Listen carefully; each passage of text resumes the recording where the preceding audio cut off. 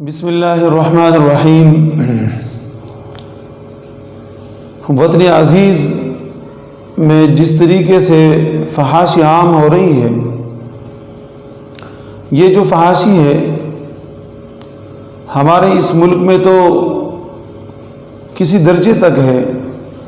دنیا بھر میں زور اور شور کے ساتھ یہ فحاشی پھیلی بھی ہے، اور اس فحاشی نے ماں باپ بہن بھائی کی تمیز بھی ختم کر دی۔ اللہ رب العزت قرآن کریم میں ارشاد فرماتے ہیں، أَتَأْتُونَ الْفَاحِشَةَ مَا سَبَقَكُم بِهَا مِنْ أَحَدٍ مِّنَ الْعَالَمِينَ، کہ فحاشی جس کی ابتدا زمانے سے ہوئی، لیکن جس طریقے سے ایام گزر رہے ہیں، دن گزر رہے ہیں، تو اس فحاشی کے اندر دن بدن اضافہ ہو رہا ہے، اور اس فحاشی کے اندر اضافے کی وجہ سے کوئی بیچارہ موت کے گھاٹ تک چلا جاتا ہے، اور کوئی بیچارہ اتنا بدنام زمانہ ہو جاتا ہے کہ وہ آنکھوں کے قابل نہیں ہوتا۔ تو آج یہی صورتحال ہمارے سامنے ہے۔ فحاشی وہ چیز ہے کہ اللہ رب العزت نے اس کی مذمت فرمائی ہے، اور کسی نسل کو تباہ کرنے کا ایک آسان ذریعہ، آسان طریقہ یہ ہے کہ اس کے اندر فحاشی کو پھیلا دیا جائے۔ اب دیکھیں، فحاشی دو قسم پر ہمارے سامنے آتی ہے۔ ایک فحاشی وہ جس کا تعلق خاص کر عورتوں کے ساتھ ہے، اور ایک فحاشی وہ ہے کہ جس کا خاص کر تعلق مردوں کے ساتھ، لڑکوں کے ساتھ ہے۔ وہ فحاشی جو عورتوں کے ساتھ ہے، اس کے متعلق تو نبی اکرم صلی اللہ علیہ وسلم کے ارشادات موجود ہیں، اور سخت قسم کی وعید آئی ہے۔ لیکن جو فحاشی خاص کر ہم جنسی کے نام سے دنیا میں زور پکڑ رہی ہے، اور ہر طرف سے لوگ اس کے پریشانی کے اندر مبتلا ہے، اس کی ابتدا جیسے کہ حضرت لوط علیہ السلام کی قوم سے ہوئی، اور ابتدا بھی اس طریقے سے ہوئی کہ ظاہر ہے ہر وہ برائی کہ جو دنیا میں آتی ہے اور کسی کو اس کا علم نہیں ہوتا، اس کا طریقہ معلوم نہیں ہوتا، تو شیطان اس برائی کی ابتدا کرتا ہے۔ اس عمل بد کی ابتدا بھی شیطان نے کی ہے کہ وہ دنیا میں آیا حسین خوبصورت لڑکے کے شکل میں، اور لوگوں کو دعوت دیتا رہا کہ میرے ساتھ آپ برائی کرتے رہے۔ اسی طریقے سے لوگ اس برائی کے اندر مبتلا ہو گئے، اور آگے جا کے وہ اس برائی کے اندر بے باک ہو گئے، اور یہ برائی پھر اتنی پھیل گئی، اتنی زیادہ عام ہو گئی کہ تقریباً چھوٹا بڑا سب اس کی تمیزیں ختم ہو گئی۔ اور ابتدا جب ہوئی تو اس وقت ظاہر ہے کہ نیا نیا معاملہ تھا، اور یہ کہ اس کے روک تھام کے لیے فرشتوں نے اس قوم کے اوپر عذاب بھی مسلط کیا، لیکن یہ ہے کہ ان کی تباہی کے بعد پھر بھی یہ عمل ختم نہیں ہوا اور جاری رہا، یہاں تک کہ اس عمل بد کی وجہ سے بعض ملکوں نے تو اپنے ہاں قانون بنایا کہ جو یہ عمل بد کرے گا اس کو قتل کر دیا جائے گا، اور بعض وہ قومیں، وہ ملک ہیں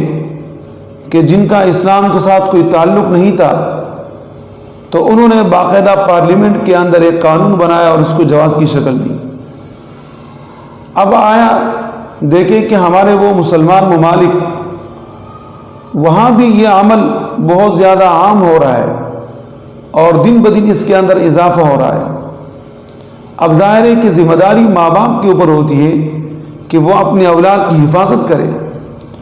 علماء اور اکابرین بارہا تربیت دیتے ہیں، بتاتے ہیں کہ اولاد کی نگرانی کرنا بہت ہی ضروری ہے۔ نبی اکرم صلی اللہ علیہ وسلم نے ہمیں کچھ تدبیریں بتائی اور فرمائی ہیں۔ ایک تو نبی علیہ السلام فرماتے ہیں کہ فرقوا بین مزاجہم، جب آپ کے بچے بالغ ہو جائیں یا قریب البلوغ ہو جائے ان کی بستریں آپس میں الگ کر دیں. یہاں تک کہ ایک بچہ جب قریب البلوغ ہوتا ہے تو وہ اپنے باپ کے ساتھ اپنے بھائی کے ساتھ ایک ساتھ نہیں سو سکتا ایک بستر کے اوپر. اور کسی اجنبی کے ساتھ حدیث مبارک میں یہ بھی آیا ہے کہ اگر کوئی اجنبی ہے اور جانب الفرش یعنی ایک طرف ایک آدمی ہے اور دوسری طرف دوسرا آدمی ہے تو وہ بھی آپس میں اس طریقے سے سو نہیں سکتے. مزید حدیث مبارکہ میں اس کی وضاحت یہ ہے کہ ایک چادر میں ایک بستر کے اوپر دو ہم جنسوں کا سونا منع ہے اور ناجائز ہے، اسے اپنے آپ کو بچانا چاہیے. اکابرین علماء نے اس کے متعلق بڑی ترغیبات دی ہے اور فرمایا دیکھیں انسان بچہ جو ہوتا ہے اس کے اوپر مختلف قسم کے حالات آتے ہیں، مختلف قسم کی زندگی کے حالات اس کے ہوتے ہیں. کوئی عرصہ اس کا ایسا ہوتا ہے کہ اس کو اپنے آپ سے محبت ہوتی ہے، بچپنا جو ہوتا ہے اس کو ہر ایک عضو اپنا اچھا لگتا ہے. اور اسی طریقے سے کچھ عرصہ اس کے اوپر ایسا آ رہتا ہے، کوئی زمانہ ایسا آتا ہے کہ اس کو اپنے ہم جنسوں کے ساتھ بڑی محبت ہو جاتی ہے. اور خاص کر اس ابتدائی وقت کے اندر بچہ بڑا خوبصورت لگتا ہے، تو اس وجہ سے کیا ہوتا ہے کہ اگر ہم جنسوں سے اس بچے کو بچایا نہ جائے تو آئندہ جا کر اخلاق کی پستی میں یہ مبتلا ہو جاتا ہے. اور ظاہر ہے کہ ماں باپ کے لیے اور بچے کے لیے ایک شرمندگی کا وقت ہوتا ہے. تو اصل چیز اس میں یہ ہے کہ ہم اپنے بچوں کی حفاظت، اپنے بچوں کے اوپر نظر رکھیں اور اپنے بچوں کو کنٹرول رکھیں تاکہ کوئی ایسا واقعہ، کوئی ایسا حادثہ نہ ہو. جیسے کہ ہمارے ملک میں اکثر ہم دیکھتے ہیں کہ کبھی قصور کے اندر واقعہ ہوا، کبھی کہاں، لیکن دیکھا جائے تو قصور کے اندر یہ واقعات تقریباً زیادہ ہی ہو رہے ہیں. اور یہ ہے کہ بچوں کی حفاظت کی ذمہ داری نہیں ہو رہی ہے. اگر ہر آدمی اپنے بچوں کی حفاظت اس طریقے سے کرے جیسے کہ کرنی چاہیے تو انشاءاللہ انسان بڑے بڑے حادثات سے، واقعات سے محفوظ ہو سکتا ہے اور رہ سکتا ہے. ہمارے ایک دوست تھے سعودیہ کے اندر کام کیا کرتے تھے، تو ان کی فیملی، ان کے بچے یہاں تھے. اب انہوں نے اپنے بچوں کی حفاظت اس طریقے سے کی کہ ان کے بچے ان کے گھر سے باہر نہیں جاتے تھے، بلکہ بچوں کے اوپر بچے گھر کے اندر ہوتے اور باہر سے کنڈی لگا دی جاتی، تالا لگا دیا جاتا ہے. اسکول جانے کے لیے وین آتا اور یہ کہ بچے وہاں اسکول چلے جاتے تھے. اسی طریقے سے بہت سارے حضرات ہیں وہ اپنے بچوں کی حفاظت اس طریقے سے کرتے ہیں. لیکن وہ حضرات اس کی فکر کریں کہ بچہ باہر گم رہا ہے دن کو یا رات کو، اور والدین پوچھتے نہیں ہیں کہ بچہ تو کہاں گیا. اسی طریقے سے کوئی بچی باہر چلی جاتی ہے گھر سے اور اس سے پوچھا نہیں جاتا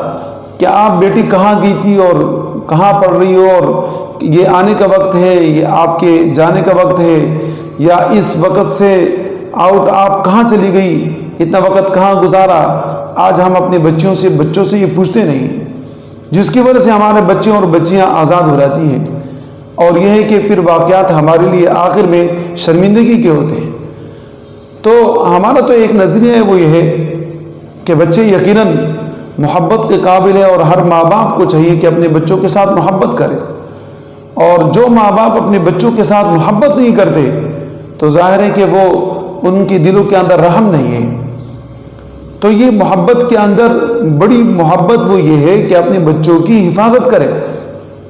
اور وہ حفاظت اس طریقے سے کہ بچہ آنے جانے کے وقت اس بچے کے معلوم ہونے چاہیے اور بچے کی مکمل نگرانی ہو. بلکہ بچوں کے پیچھے ایسے جائے جیسے انسان ایک چور کے پیچھے جاتا ہے اور ایک چور سے اپنے آپ کو بچاتا ہے، تو اس طریقے سے اپنے بچوں کو باقی لوگوں سے بچائیں. خاص کر تعلیمی ماحول کے اندر ہمارے بچے آوارہ ہو جاتے ہیں اور ہم اپنے بچوں کو ایسی جگہوں پر بھیج دیتے ہیں تعلیم کے لیے کہ جہاں پر اچائی اور برائی کی تمیز نہیں ہوتی، جہاں دین اور اسلام کی کوئی بات ہی نہیں ہوتی اور اس کی کوئی رہنمائی نہیں ہوتی.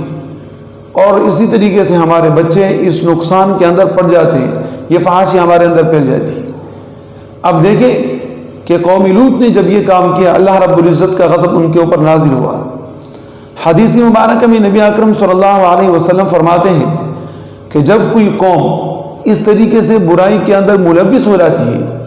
اور یہ برائی اس کے اندر آ جاتی ہے، پھر اللہ رب العزت ایسے قوم کو ہلاک کر دیتے ہیں، تباہ کر دیتے ہیں۔ تو آج ہمارے پر وہی وقت ہے کہ آج ہماری قوم ہے اور ہم ہلاک اور تباہ برباد کیوں ہو رہے، اس کی وجہ یہ ہے کہ آج ہم اس عمل کے اندر مبتلا ہو چکے ہیں، اور تقریباً یہ ہے کہ ہمارے لوگ دن بدن اس کے اندر چلتے رہتے ہیں۔ اب دیکھیں ایک بچہ ہے، وہ نیا ہے، اس کی زندگی ہے، اس بچے کو کوئی شوق نہیں ہے، کوئی ذوق نہیں ہے کہ اس کے ساتھ کوئی عمل بد کر لے، لیکن ظاہر ہے کہ ماں باپ کی بے توجہی کی وجہ سے اگر بچہ وہ اس عمل کے اندر چلا جاتا ہے اور کسی کی لالچ میں، کسی کی جان سے پہ وہ پھنس جاتا ہے، اور وہ بچہ اس کام کا اگر عادی ہو جاتا ہے، تو اطباء اور ماہرین جنسیات فرماتے ہیں کہ اس بچے کے اندر ایک ایسی جراثیم پیدا ہو جاتی ہے کہ پھر جوانی میں، بڑھاپے میں وہ پھر اس چیز کی تمیز نہیں کرتا، اور بلکہ اس کے اندر یہ خواہش پیدا ہو جاتی ہے کہ مجھ سے کوئی بدفعلی کرے اور غلط کام کرے۔ جس طریقے سے یہ بدفعلی کی جراثیم اور یہ چیزیں مردوں کے اندر پیدا ہو جاتی ہے، بچوں کے اندر پیدا ہوتی ہے، مردوں کے اندر پیدا ہو جاتی ہے، حضرت علی رضی اللہ تعالیٰ عنہ اس کے متعلق فرماتے ہیں کہ جب کوئی آدمی اپنا بناؤ سنگار اس طریقے سے کرتا ہے، اپنی ہیئت، اپنا آنا جانا اس طریقے سے کرتا ہے کہ جس کی مشابہت عورتوں کے ساتھ ہوتی ہے، تو پھر یہ کہ اس کو یہ عادتیں اچھی لگتی ہیں، اور اگر وہ اس عمل بد کے اندر مبتلا ہو جاتا ہے تو پھر اللہ رب العزت اس کے اندر وہی خواہش پیدا کرتے ہیں کہ جو خواہش ایک عورت کے اندر ہوتی ہے، یعنی وہ عورتوں کی خواہش اس کے آدمی کے اندر پیدا ہو جاتی ہے، اور وہ آدمی پھر اس عمل کے اندر مبتلا ہوتا ہے۔ اسی علماء فرماتے ہیں، نبی اکرم صلی اللہ علیہ وسلم کے ارشاد ہے کہ اگر کوئی اس طریقے سے عمل بد کرے، عمل فعل کرے، بدعملی کرے، تو ایسے آدمی کو فلیقتل، قتل کر دیا جائے۔ البتہ قتل کرنے کے متعلق اس کی نوعیت، اس کی قضیے مختلف ہے، جیسے کہ امام ابو حنیفہ رحمہ اللہ فرماتے ہیں کہ ایسے آدمی کو جیل بھیج دیا جائے، یا ایک ایسے آدمی کو بعض علماء فرماتے ہیں پہاڑ کے اوپر چڑھا کر اس سے گرا دیا جائے، اور بعض علماء یہ فرماتے ہیں کہ ہاتھی کے پاؤں میں اس ایسے آدمی کو روندا جائے، اور بعض حضرات فرماتے ہیں کہ بھی سیف، تلوار کے ساتھ ایسے آدمی کو قتل کر دیا جائے۔ تو آپ دیکھیں علماء تو یہی فرماتے ہیں، لیکن خاص کر امام ابو حنیفہ رحمہ اللہ فرماتے ہیں کہ حاکم وقت کی اپنی ہی صوابدید کے اوپر ہے کہ وہ اپنی مرضی سے جس طریقے سے سزا ایسے آدمی کے لیے مناسب ہے اس کو دے دیا جائے۔ تو اگر حاکم وقت اپنی مرضی کے مطابق ایسی سزا دے دے، مثال کے طور پہ کلم کلہ ایسے آدمی کا لٹکانا ہو، یا ایسے آدمی کو مکمل طور پر جلا وطن کرنا ہو، یا ایسے آدمی کو قوم کے سامنے شرمندہ اور ذلیل کرنا ہو، جو بھی سزا حاکم وقت اس کے لیے مناسب سمجھے اور اس کے اوپر عمل ہو جائے، تو یقیناً یہ ہے کہ ان برائیوں سے ہم اور ہمارا معاشرہ محفوظ رہ سکتا ہے۔ اور اگر یہ ہے کہ ہم نے اس کے اندر غفلت کی، تو جناب پھر ایک ایسا وقت آ رہے گا کہ ہم پھر اپنے آپ کو اس ایسے عمل سے بچا نہیں سکیں گے۔ اللہ رب العزت ہمیں عمل کی توفیق عطا فرمائے۔